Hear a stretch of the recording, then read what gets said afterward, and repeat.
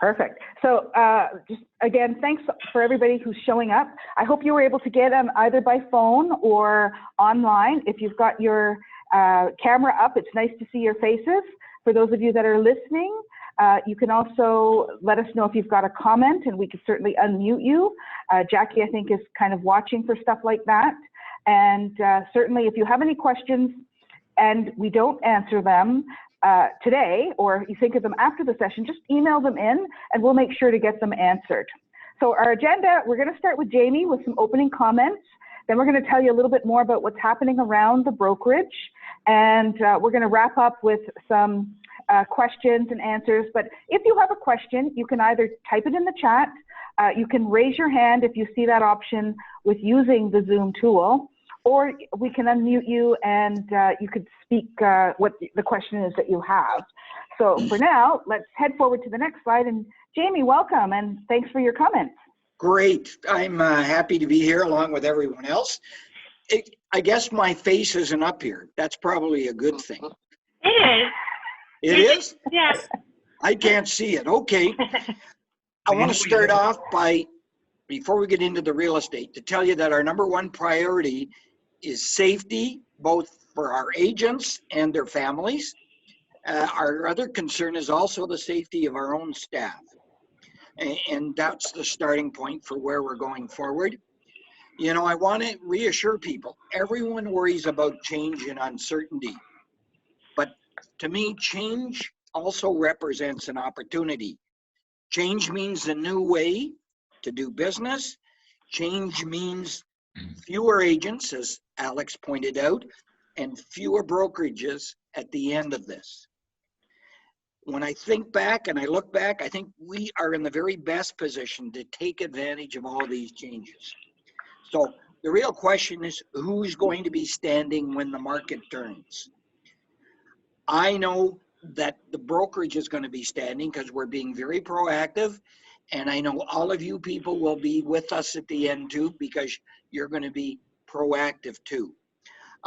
As we said at the outset, I want to talk a little bit about what the brokerage is doing and what the market is doing. Then Pamela's going to take over. She's going to talk about some of the things we've done for you, the forms, the clauses, and everything else. Just before I jump into market stats, I do want to talk about good news.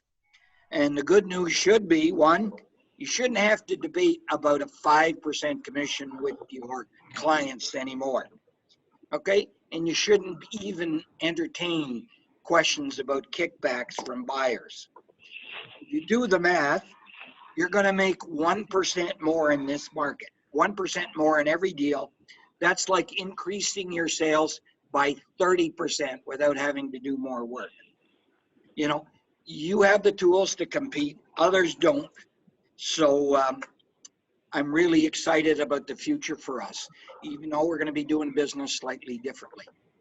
So let me just summarize what we've done from a brokerage to operate in this environment. We moved most of our staff to working from home. Thank goodness for DocuSign transaction rooms. We're the only brokerage in Toronto that uses this format. So we're able to operate without any interruption. I know we had a few hiccups the first couple of days as we moved our staff home, but we're running very smoothly now. We also transitioned to electronic fund transfers, EFTs. I can tell you in the marketplace, we have the little wee brokerages phoning us asking for cash the day their deal closes because they don't know how they're going to get it and how they're going to process it. So it's an interesting to watch the little brokerages struggle at this point versus how well I think we're doing. As you know, our offices are closed to the public. We're only operating from one office, Harbor Square, 9 to 5, Monday to Friday. We're only taking wire transfers. You know, we had the odd bank draft by mistake, but everything by wire transfer. We've increased the answering service coverage, and we're really going to push very hard for webinar training and for meetings such as today. And of course, we've introduced a lot new forms of how to do business in this environment. I want to conclude this point briefly, talking about the market. In terms of March on TREB, we're going to see total sales on TREB for March are going to be about 7,400 units. The number from March 16th to 31 is going to be 2,600 sales. Okay? Yeah, but maybe hey, it's not like we've fallen off the cliff. Let's look at CO1, CO8, and W6. Yeah, so you call one of these numbers, and that should be. March sold, 630 in total is where we'll be. And March 16 to 31, we're going to be 25 of the 630. A lot of you have asked, and I've kept you abreast of showings through Broker Bay. In February, we averaged 120 showings a day. Now the showings are at 25 a day. Okay? Don't worry. In fact, I'm really optimistic. We were as low as 15 a day at one point. We've now stabilized at 25 a day. This Sunday, this past Sunday and Monday, we had more showings than we did the previous Sunday and Monday. So that's a good thing. There won't be as many showings, so you really have to sharpen your pencil in terms of getting the right list price. The sweet spot for showings for us is the $500,000 to $800,000 price range. And then, of course, we have rentals. Okay? But the only 2 points I want to make with taking listings, look, guys. Jamie, do these showings include leases? Yes, they do. Okay, good point. The point I want to make, and I can't emphasize enough, is this is not the time to put up no offers until such and such a date. You know, that's bad etiquette, and I think that's, you know, I don't think you're serving your client well. And of course, the other one that I love is the coming soon sign. Like, why are we coming soon in this market? As I said at the outset, we have more listings now than we had 2 weeks ago. Finally, I want to talk about how our own business, our written business for March, we matched what we wrote for business in February. So that's quite an accomplishment. I congratulate all of you for that. I'm telling you, to match February and March is tremendous. And I want to recognize some people. And the people I'm recognizing for doing great months are older people such as me. They had huge months. Bet Yersini, Peter Zeiner, Suzanne Keene, Ross Mangelli. Are you on here, Ross? He's the dancer on Global News, if you watched him. Imran Khan, and of course, Andrew Masters. They all had great months. So that's where we're at. And the question is, how we do going forward is all about attitude and reaching out and providing your clients with the very best information on the market.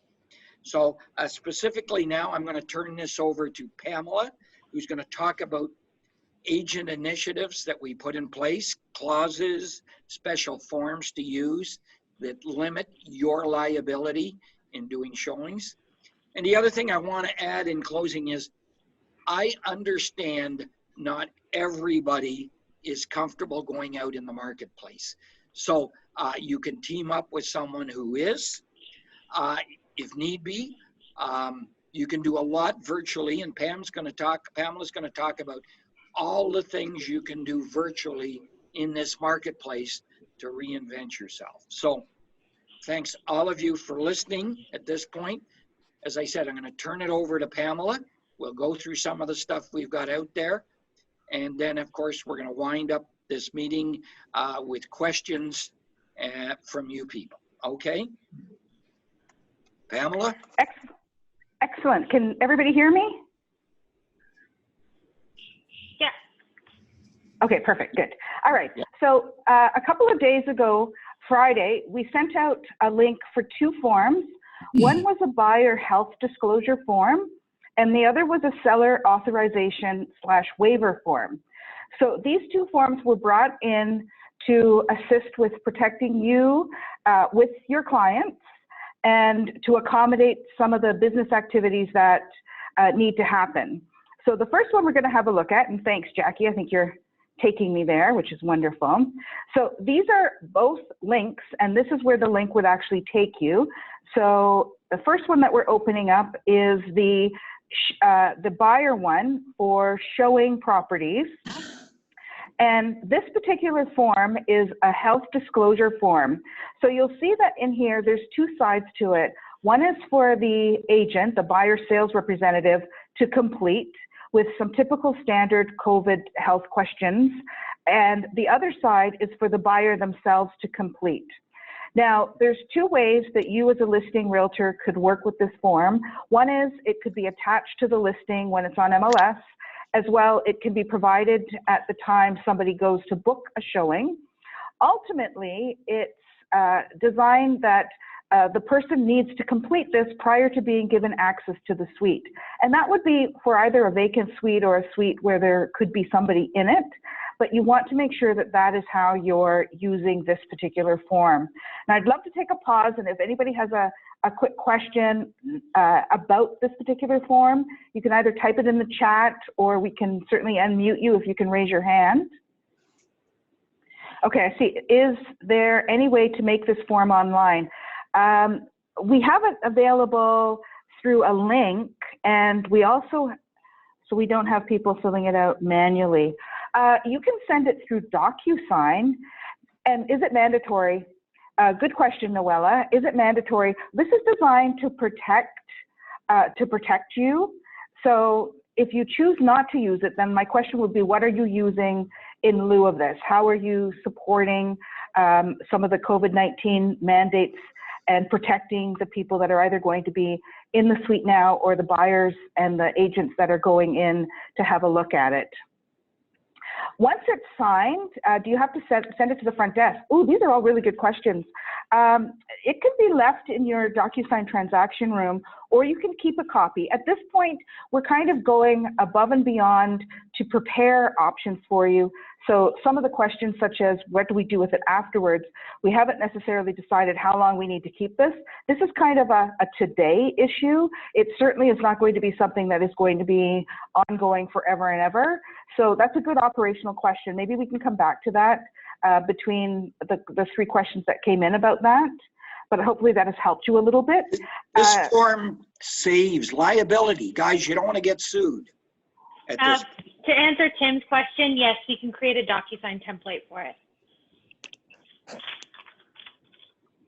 Perfect. Thank you, thank you. All right, can we have a look at the other form?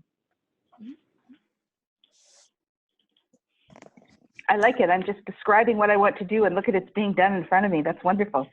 Okay, so this form is for your sellers when you're taking a listing, and it's an authorization and waiver form. And in this form, you're going to be speaking to the seller or the landlord, and first of all, identifying whether the property is vacant or not. If it's not vacant, then the health questionnaire would be completed by the occupant.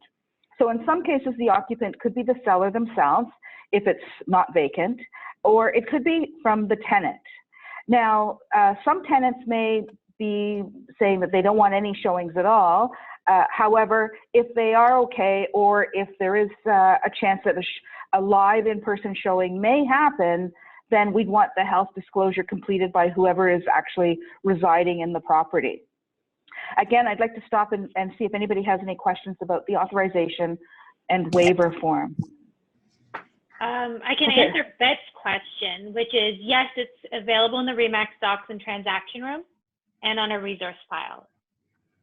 Is that the resource tab? Yeah, I'm in the resource tab right now, so. Could we put these up on web forms too? Yeah, they can be on web forms. So yes, there is a file just called COVID-19 that's going to have all the forms that we're talking about today. And they're also in DocuSign transaction rooms. And will be in DocuSign e-signature by the end of today. Sorry, go Okay, ahead. and I see, Sheila, I see your question here. Who should sign it? I think both the owner and the tenant should sign it. So maybe you're right, or we could modify the form to have a signature for both. What do you think, Jamie? Yeah, or you could use two forms in the meantime. One when you take the listing and the other with the tenant. Can we include this form as an attachment? Yes. Sending it now. So that's a good question, Tim, and we've been talking about that as well. What happens if at the time you take the listing, this form gets completed, and then down the line, something changes? So one of these things changes. It would be really important to, as you're taking the listing, to describe what would have to happen if the situation changes. So in any case, they should be contacting you as the listing salesperson or broker to inform you that one of these things has changed, because all of a sudden it's going to make a difference in terms of what's going to happen with the property. That property may become totally out of commission for any sort of showings for a period of time during a quarantine. But in that sense, it's talking about how you're doing business, and some of these are tools for updating the current situation at the time you do take the listing. These are good questions, by the way. Sometimes we work in isolation, and getting the feedback from you is excellent. Okay, and Sorry, Pamela, what are you saying yes to? the question, to confirm these are both for the listing side and to be done prior to any showing confirmations. And so my blanket answer for that is yes. Well, now this is where we're talking about other methods of doing showings. And so from day one, when things started to change, right away I was kind of suggesting that we start getting creative in terms of our options. So I'm going to close out of these forms. We can certainly keep talking about them. However, if we can go back to the slideshow for a moment. Sorry, Pamela, really quick. If when it comes to other... Oh, sorry, Pamela, really quick. If a tenant's sick in one of a listing, does that mean that they can't put it on the market? So that's where I was talking about becoming creative with how you're doing your showings. And so a couple of our people have been doing a number of different showing formats. So in one case I saw, prior to that, your virtual tours, your virtual walkthroughs, your virtual open houses, those are all really critical parts of how your listing will be done nowadays. And I went through and I took a sampling of some of the listings, but for now I just want to highlight this link here from Remax Wealth Builders. They did a virtual open house, and so just will give you some ideas about how this could be done. Make sure that there are no in-person open houses. Right now, everybody's looking at real estate. Yes, we are considered an essential service, but that does not mean it's business as usual. So we must be extremely sensitive to how we appear to the public. And so the concept of doing a virtual open house is excellent. So Alex, great job with your team on this. And again, I'm using it as an example. Alex, if you're online, do you mind stepping in for a moment verbally and giving us a little walkthrough about what you did with your virtual open house? Yeah, so basically what it is. Oh, Alex, you're on there. Great. Yeah. Oh, come. You're on too. Yeah, basically, it's you guide people to a forced registration on your web page.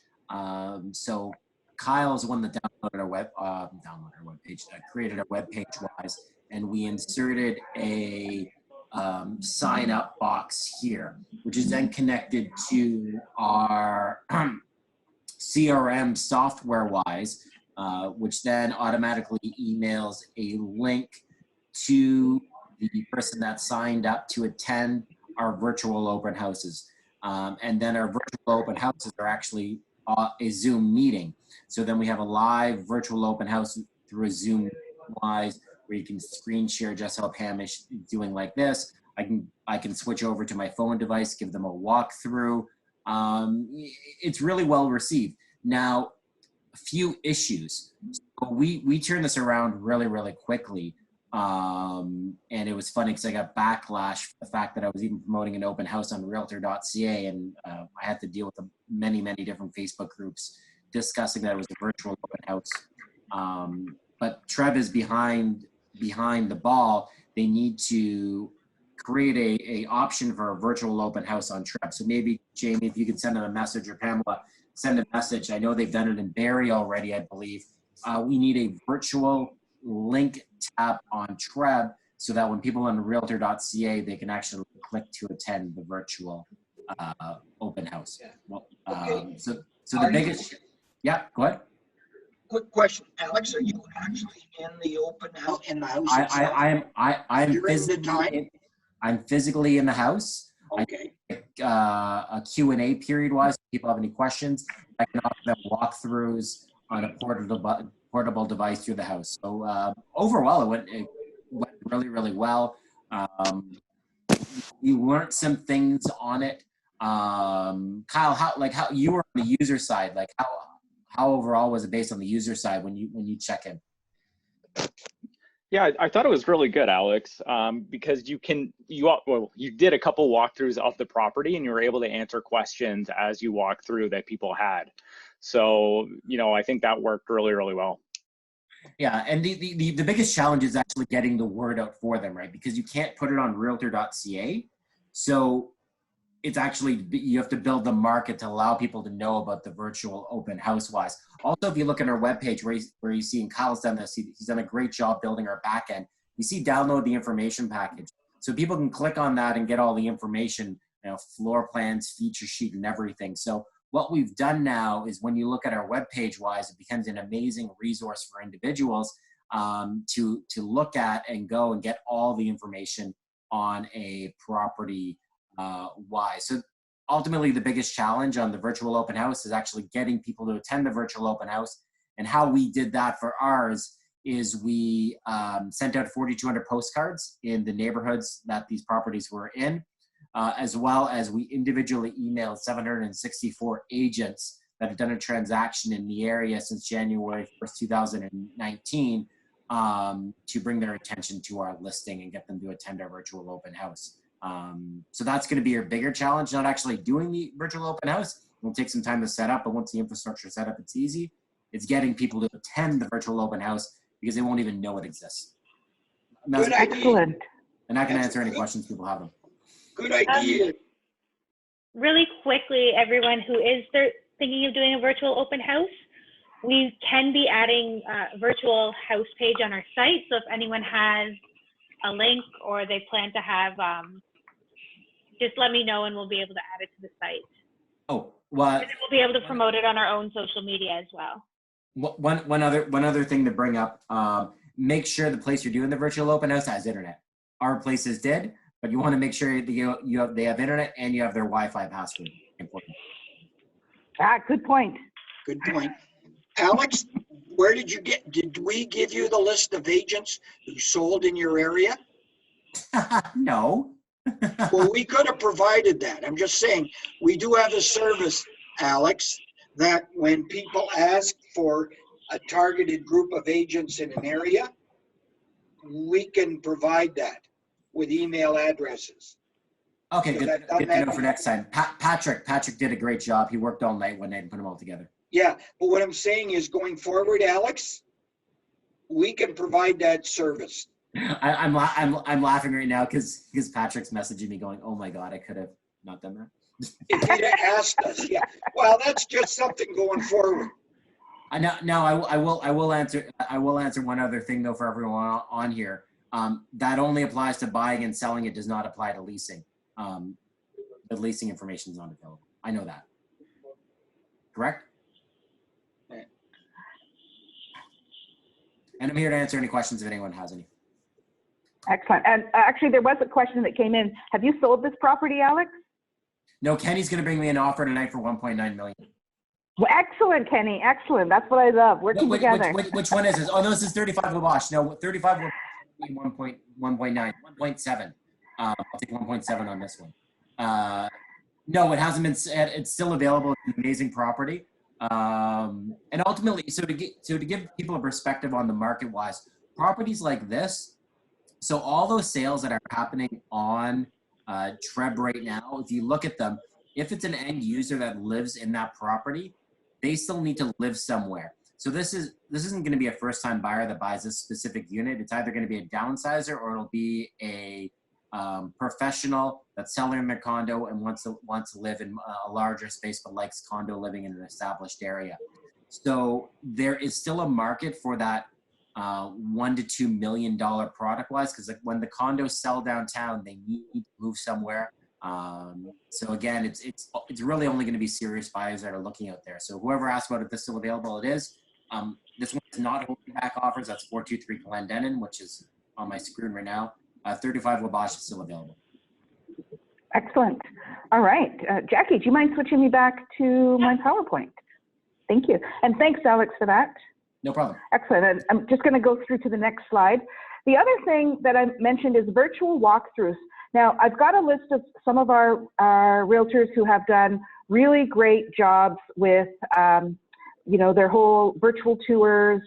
However, this is an example of a virtual walkthrough.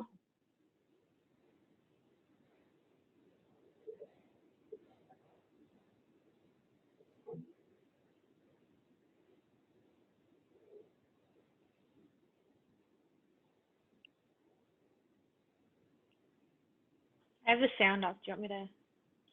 No, that's okay. I just didn't want to talk over it in case there was sound on it. But if there's no sound, I'm going to keep talking. So this particular virtual walkthrough was done by the tenant for the realtor. The property itself is both for sale and for lease.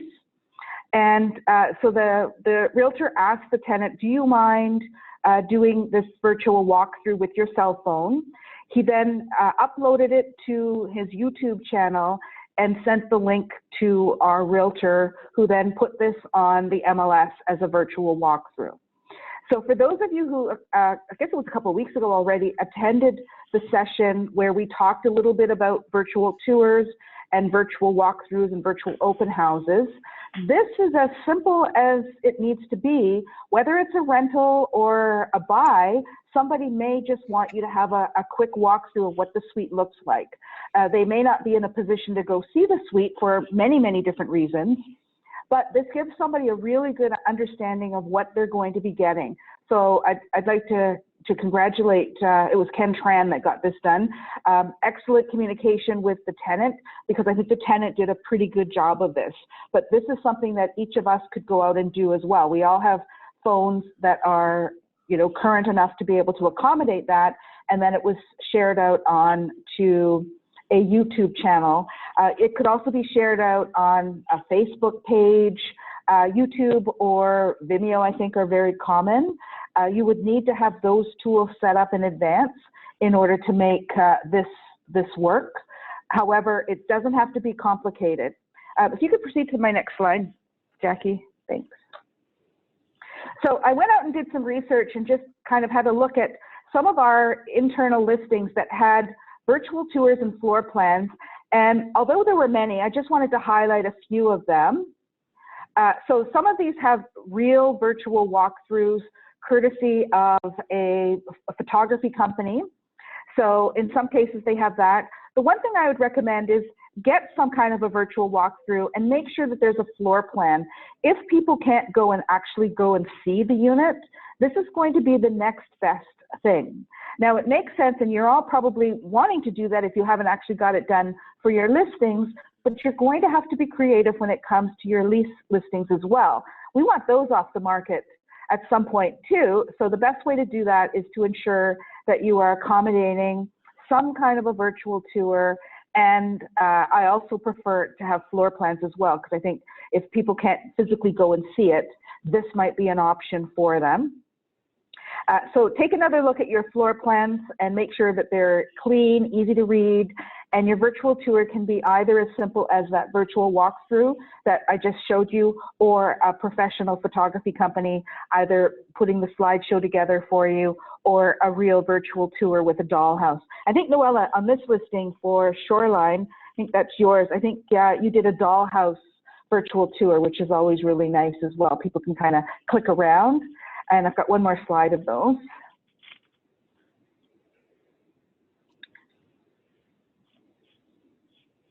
So here, I've also got some leases. Some of these are very high-end, expensive leases. However, you will see that even leases need some of those aspects in order to find that perfect person who's going to put in the offer. Oh, yes, we had to have some Dr. Seuss here. I'll give you a moment to read that and have your little chuckle.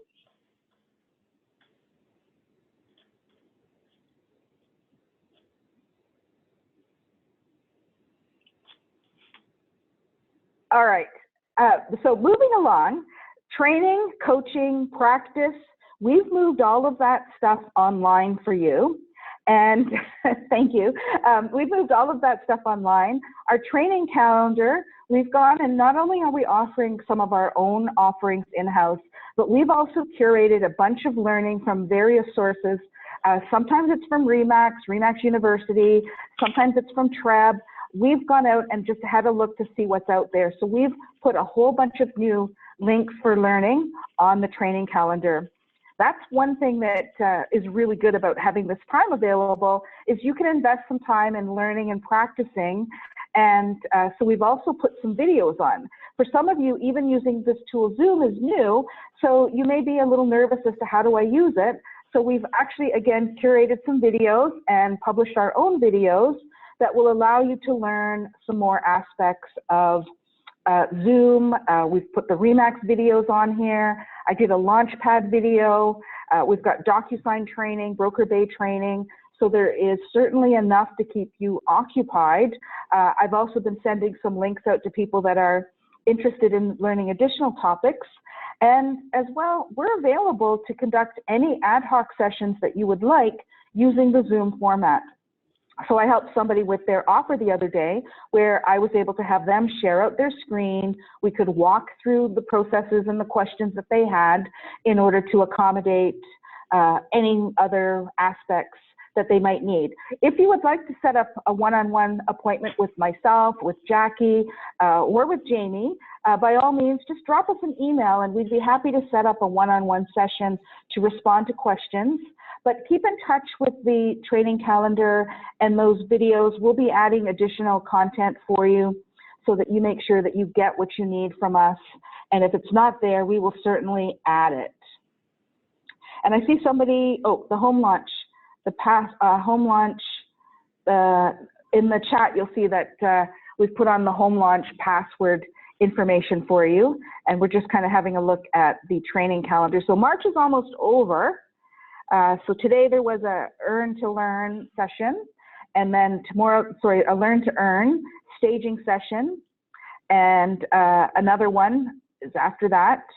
And next week was our scheduled sales meeting, and so we'll probably just do a quick poll at the end to make sure that you would like to have another meeting, either in this format for just general conversation or our sales meeting, but we can kind of take a poll at the end to see what you think in terms of our being able to communicate with you in this format, if it's working, how you like it, and so on and so forth. As well, you can all sign up for Zoom. Zoom is free. And through the Mac Center, you'll see there's a link to access Zoom, and you can certainly use this for business or personal. It's fun. I see some people saying they're going to do a wine Wednesday with their friends using a Zoom meeting. So feel free to explore the possibilities. Here you'll see that we've got a list of some of just a sampling of some of the topics that are happening in the month of April. And again, as new things come along, you'll see that we'll be adding additional topics and items as they come along. And I would certainly love to hear if there's a topic that you think we should be adding and we don't have it yet. By all means, let us know. We can go out and do some research and find out whether or not it's available to be shared or whether or not we're going to be creating that topic. So by all means, keep us posted with regards to that. All right, I think that's our last slide, but I did want to circle back and talk about things like clauses. So yeah, we've got some clauses, and these are some questions that were sent in advance of the meeting, so we're gonna come back and talk about those. But we've got some clauses set up for you in web forms where we used to have the Schedule D items. We've also got those clauses available there. I think we're just going to find those for you really quickly.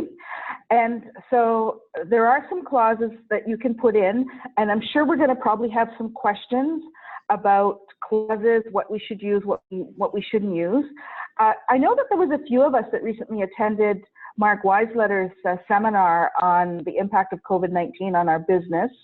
And I found it quite interesting. He's also made some suggestions that we're going to be reviewing and seeing if some of those clauses and suggestions make sense for our business as well. But for those of you, I know that there was a few because I saw some of us on the call. So I'll make sure that that information gets vetted and then we'll share it out. So here's an example of a couple of the COVID clauses that we've prepared for you. Again, how many of you have seen that and used it?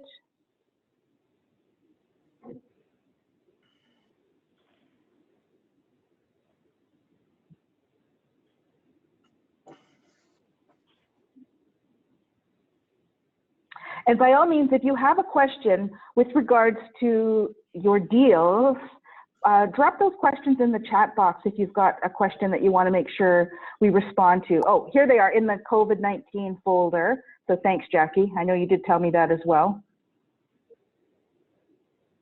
Yep. Oh, here they are. They're also in the web forms, the clauses, right? Web forms, perfect. Yeah. You should have a connection.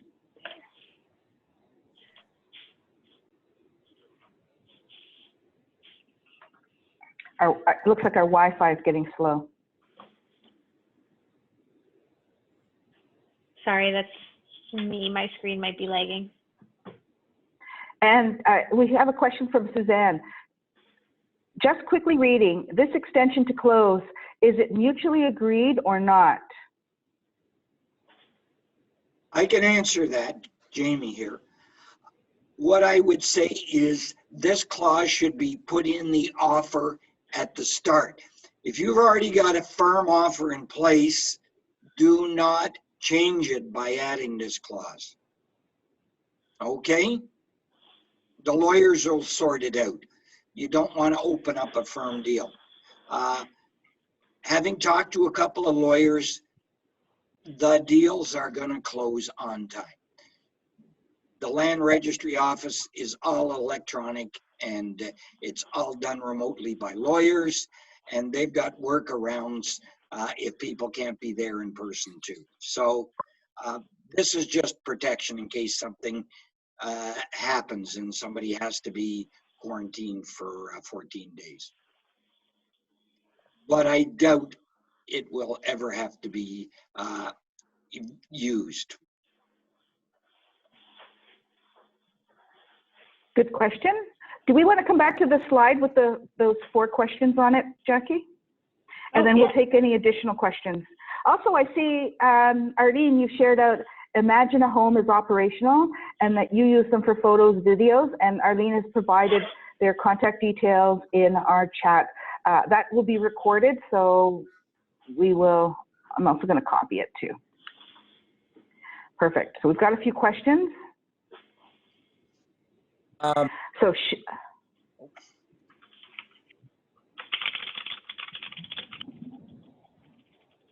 Pam? Yes. Do you want me to give some advice on how to get units leased currently right now in this market? Please. And who's speaking? It's Alex. It's Alex. It's Alex. And okay. Yes, please. Here's the thing right now. You want to get your units leased ASAP, and Jamie, feel free to jump in.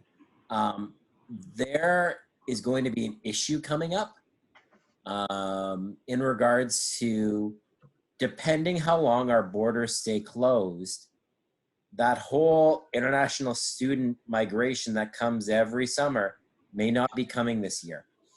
So you want to get your units locked up and leased right away. And there's 2 things that we're doing. Number 1, remember, any property that was built after November 2018 does not have rent control. You mean registered? Well, It's registered. Whatever. I want to make sure that everybody gets registered, not built. Is it registered? Is that what it is? No, it's occupancy. It's occupancy. That's what I. Anyways, we can get into that. Anything after November 2018, whatever. Well, however you want to fight it back to tenants wise. Not like there's a landlord and tenant board, anyways. But any property that is not subject to rent control, slash the rent. You can jack it again next year when the market's normal. You just want to get someone in the property right now. I've done it even for my own personal unit wise. Number two, if you have a rent controlled unit, you're going to have to get creative because you can't you can slash the rent on that one, but you might get stuck. So what we've done in some of our rent controlled units is offer a free month of rent. So by offering a free month, I'm still setting a higher price wise, but the tenant gets a month off of their rent wise. So when you amortize it out, it ends up at a lower price point wise, but I'm still locked into the higher rate if that tenant decides to stay there for longer term. Yeah, good point, Alex. Excellent point, because on the renewal, there's no free rent. They just go back to the monthly rent you're charging. Yeah. So so that's what on your rent controlled units offer a free month versus slashing the rate, because then if you have someone staying in long term, you're going to be stuck at that lower term. But if you're a non-rent controlled unit, just slash the price. And Jamie, are you worried about the international student migration? Well, maybe some of the students that here can't leave and they've got to stay in their units. We've got an international student in one of our units, and for some reason he just keeps paying rent. He's paid us 3 extra months rent just in the last few days. Oh, Kenny just brought up a good point as well. We're also going to have an influx of all the Airbnb units that are rented out over to unfurnished rentals. And those should be picked up for listing opportunities for sale as well.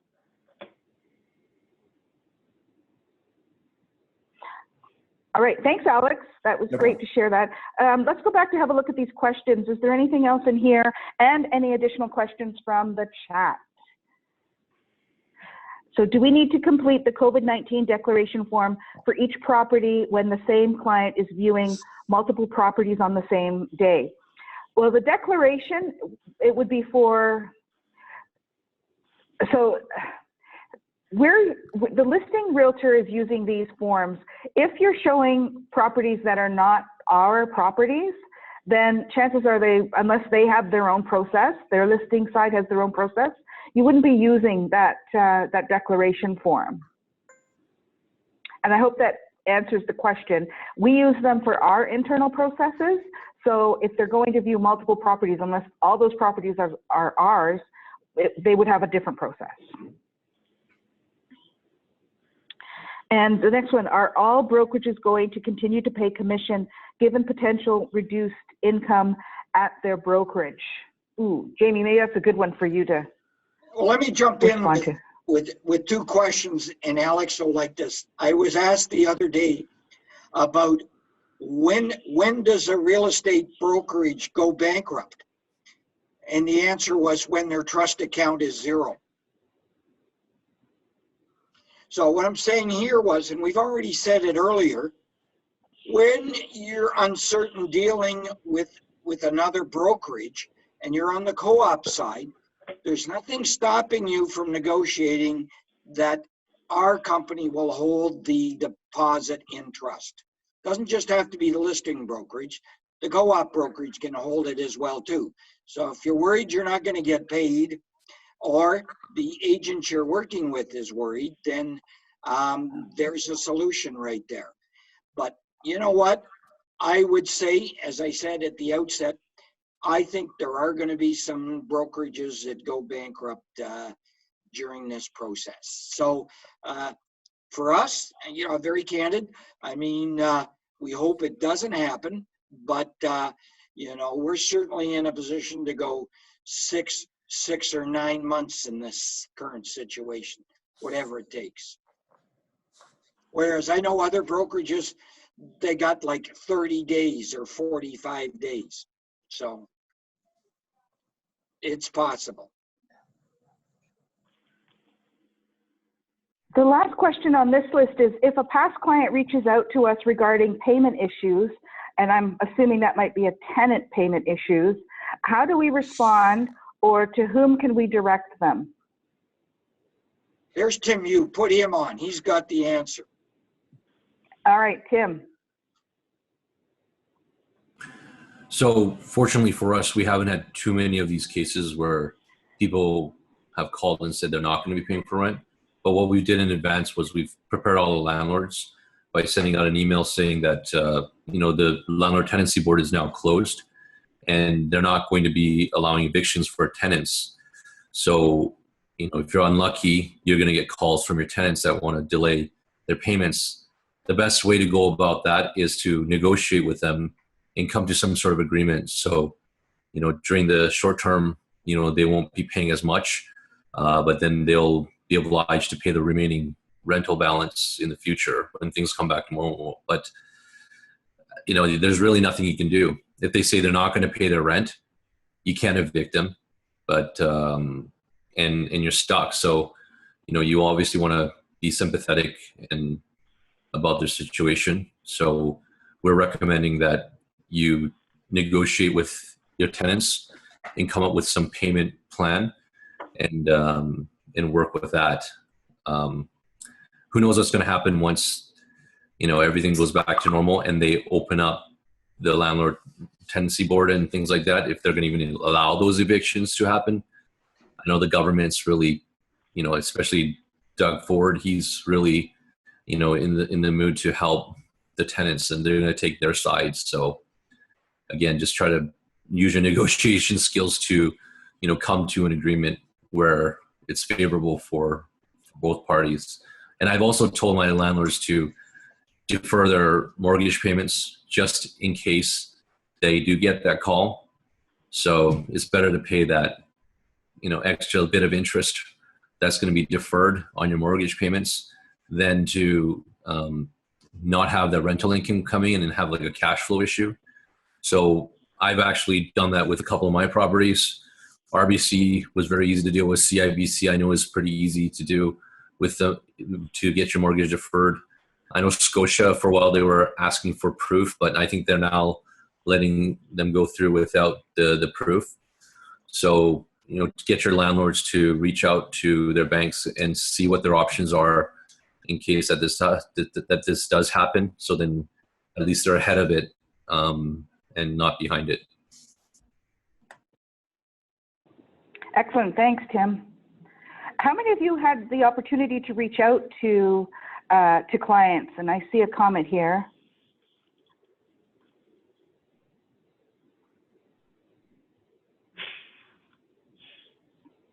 So I see a comment here. I have a tenant client that needs to move out on May 1st.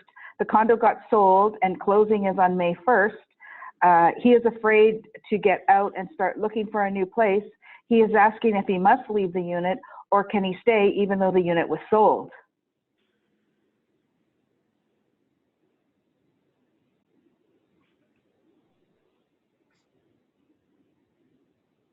My guess is probably he's got to leave.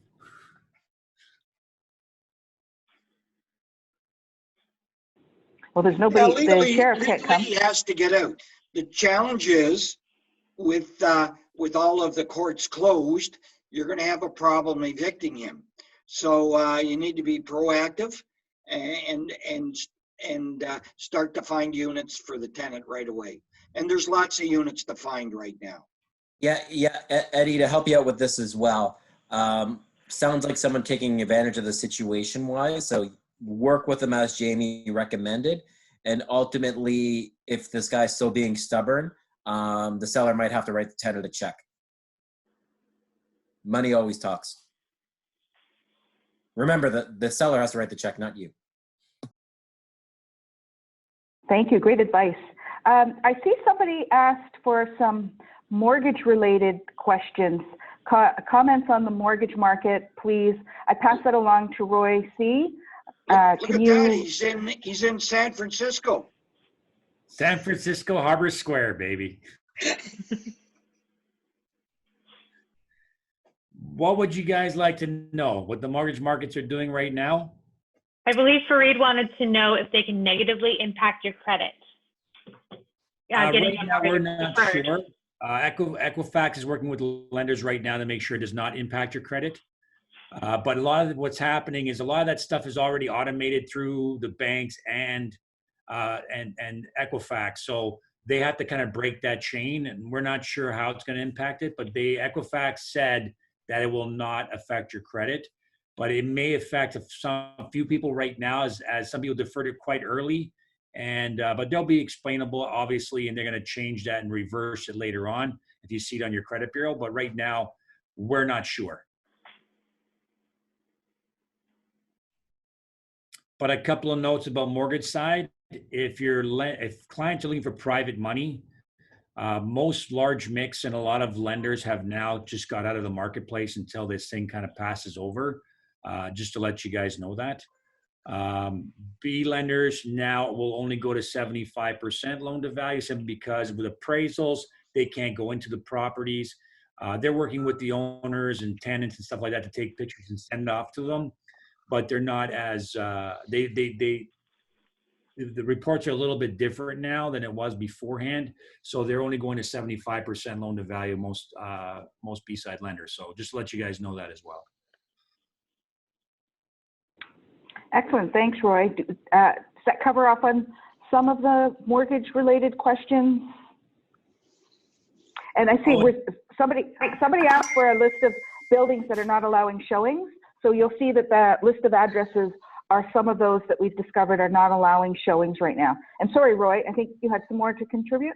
Just one other thing, guys. I just want to let you know there's an upward pressure on rates like right now because of liquidity. So you'll find that even though rates should be like in the low 2s, they're probably more like the high 2s and even up to mid 3s at the moment. So if you have clients looking to refinance or anything like that, it's actually cheaper right now to get a line of credit. Stay in open product, so that way when this thing all settles down and the interest rates start to move back towards normal, they can get out with no penalties and then look at shopping around for a better rate. So that's all I got to tell you. On the mortgage side of things, I know that appraisals aren't coming in as what they used to as well. I just had a deal fall apart because the appraisal didn't come in at the value of the property, the price that we sold it at. So that's something to pay attention to as well. Yeah, and the problem they're running into is, again, appraisers are looking at, really looking to try to guess on where the marketplace is going. Everyone's super worried about what's going to happen in the real estate market. But I can look at it's a combination of 2008 and 9/11 all kind of put into one, where people have lots of uncertainty right now. But as soon as that certainty comes back, it's going to bounce back anyway. And the only thing is we have to be a little patient. I completely understand that. And even when we're doing some refinance for people, the appraisals are coming down like, 10, 15% lighter than we thought, even though there's been sales in the area. It's just now they're trying to predict what's going to happen in the marketplace. And lenders are a little worried about defaults. And even though they're doing these deferrals, they're still worried about people losing their jobs and defaulting in the near future.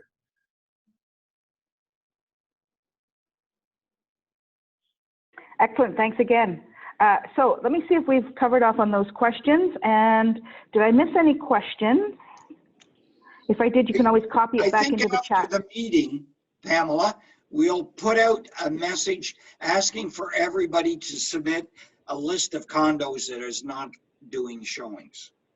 Perfect. And Alex, I agree with you. Wealth. Toronto real estate is the new gold, and people can maintain their wealth by buying real estate. I agree.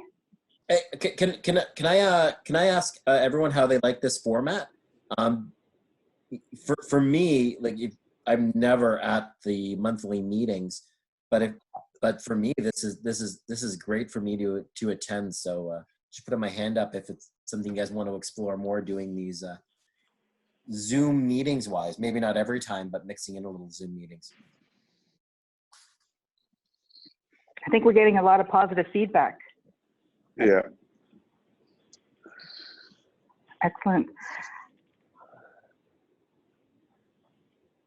All right, so do we have any final comments before we wrap up our meeting? And then at this point, we have scheduled for next Wednesday our sales meeting, which we will be doing in this format. And if if you would like us to do, because we've been sending out an email update every day, and if you're missing some of those, this is a really great opportunity for us to kind of summarize what we've been saying over the last little while.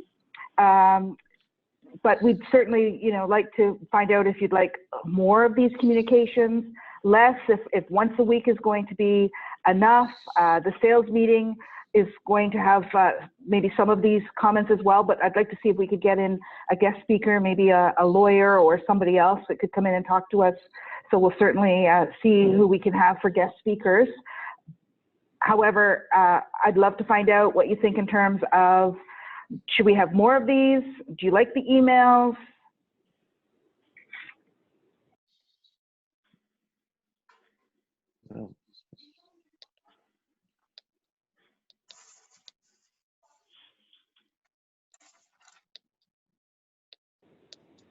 And I like the fact that we had 67 people on this Zoom meeting today. So I'm super happy about that. We did have a couple of new people join us. So you may see some names that are not familiar with you. So we'll certainly announce them next week at our sales meeting.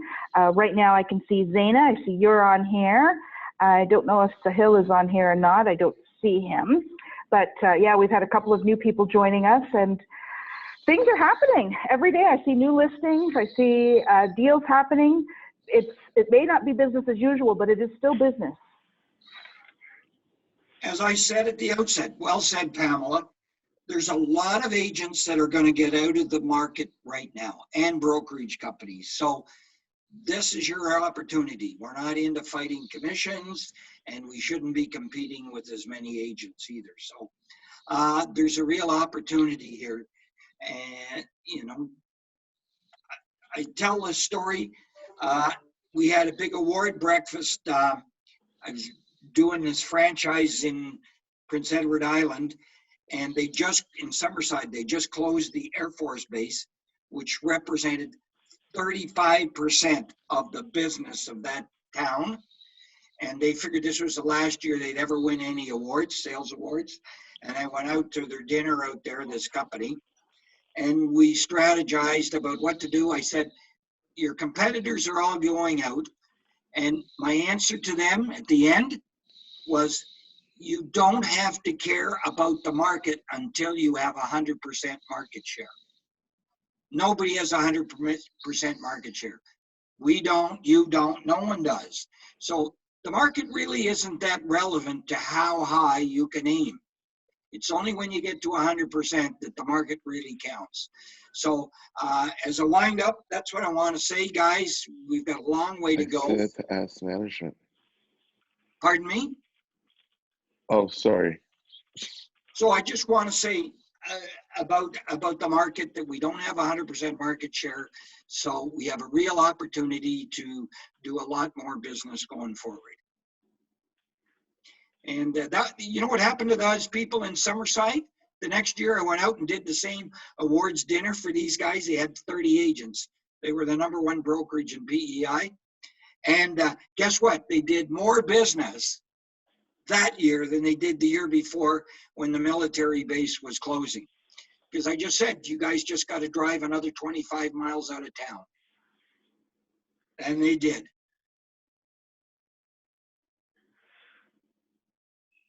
Hey, Jamie, one question before I let you go. Yeah. So the government's printing a crap load of money right now to come up with all these stimulus packages to save the economy. What is that going to do? Obviously, the money supplies are going to increase. Inflation's probably going to rise because of that. Not necessarily. It depends on who spends the money. If there's excess money running around the same amount of goods, then you will get inflation. But what happened in the past with all the printing of money is it all went to a bunch of rich people who didn't spend it. That's why you didn't have any inflation. The circulation of money went down as they printed more. That's why you didn't get inflation. So you're asking, are we going to get inflation this time around? Yeah, I'm curious to know how that's going to affect real estate prices.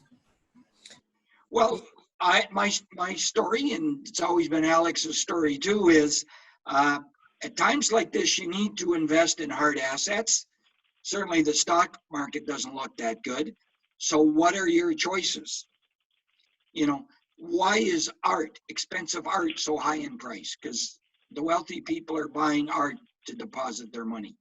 And I think Toronto will continue to be a great place to own real estate, especially for non-residents. Hey, look, we're doing a great job with the COVID-19, better than other countries. So I think going forward, that real estate will be a good place for people. And Tim, I'll further that. So I had the same questions. So I emailed my economics professor from Laurier. So if people don't know, my background's in economics and finance. My major was in economics. So this was his reply to me. My current view is that the way to view this as both a demand and supply shock at the global macroeconomic level.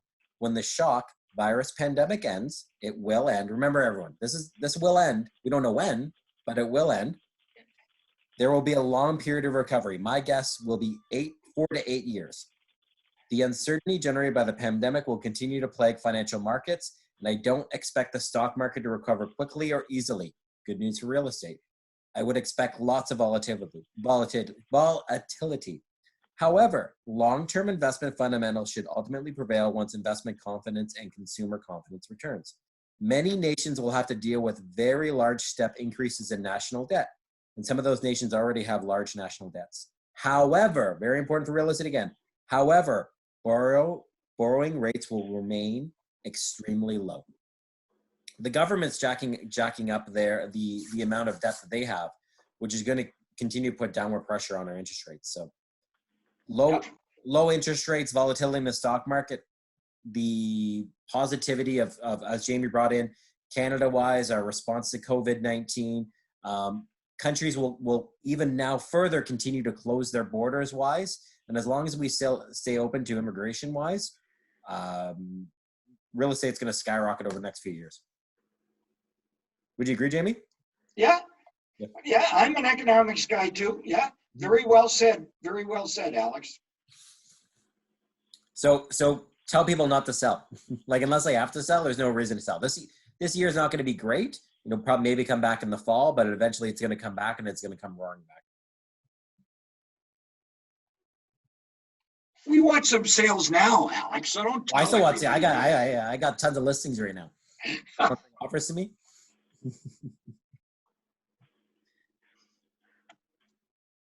Excellent. Well, unless there's anything else, and there has been some great comments and messages. I've replied to some of them when they have been asked. So the awards dinner will be postponed. Saw Jackie, you replied to that as well, which is great. The virtual dinner will be followed up with DoorDash for real food. And a lot of people saying really positive comments. So this is great. I'm glad we were able to host today for all of you. And certainly we're here. We're not always in the office every single day, but we're certainly here and we're certainly available every single day to assist you with anything that you might need to help you and to help your business proceed forward in these uncertain times. Yeah, well said. And yeah, we'll promote the sales meeting next Wednesday, right? Yes. So it'll probably be live around 10 o'clock, I would say, but we'll get all the information out. And make sure you sign up for some training.